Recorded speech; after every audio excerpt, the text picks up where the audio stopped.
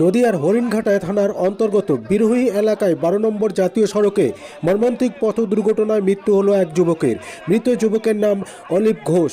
তিনি স্থানীয় এক বাসিন্দা বলে জানা গেছে। চলুন দেখে নেব সেই ছবি। আপনারা দেখছেন নিউজ নদিয়া এক্সপ্রেস। চ্যানেলটিকে সাবস্ক্রাইব, লাইক, শেয়ার এবং ফেসবুক পেজটি ফলো করুন আর দেখতে থাকুন নিউজ নদিয়া এক্সপ্রেস। চলুন শুনে নেব স্থানীয়রা কি বলছেন।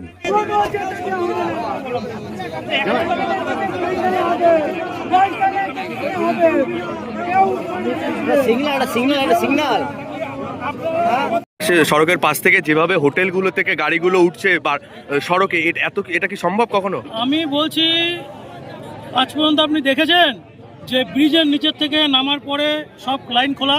আমি চাচ্ছি ব্রিজের নিচের থেকে আমাদের ডাকঘর পর্যন্ত টোটালটা ব্যারিকেড হোক এবং এইখানটায় পর্যাপ্ত পরিমাণে সিভিক পুলিশ লাগানো। 2 জন সিভিক পুলিশ লাগিয়ে রেখে তারা গেম খেলছে। আরে গেম খেলছে, গেম খেললে হবে না। জীবন যাচ্ছে আমাদের। হয় আজকে অলিভদা গেছে, কালকে আমি যাবো। হ্যাঁ, এখান দিয়ে পারাপারের জন্য অল্প রাস্তা রাখা হোক যাতে মোটরসাইকেল যাতায়াত করতে পারে। কোথায় ব্যবসায়ীদের সাথে কি পুলিশের সাথে যোগ সাদস্য দেখতে পাচ্ছেন? আমার তো মনে হচ্ছে অবশ্যই যোগ সাজস আছে, না হলে পুলিশ এত সুবিধা কেন দেওয়ার জন্য ব্যস্ত হচ্ছে। আমি তো চাচ্ছি সাইডের রাস্তাটা হোক এবং কালকের থেকে এটাকে বন্ধ করা হোক। এখন করলে আরো ভালো। আপনার নাম? আমাদের এখানে একটা পাশে নাম অলিভ ঘোষ। 8:30টার সময় অ্যাক্সিডেন্ট হয়েছে, 9টার সময় মারা গেছে, যার জন্য আমরা অবরোধ করেছি।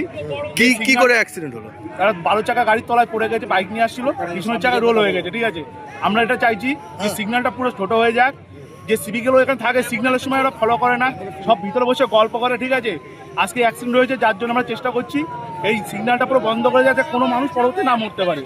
এটা আমি আমাদের কাছে এই ঘটনাটা কোন জায়গায় ঘটেছে? এটা আমাদের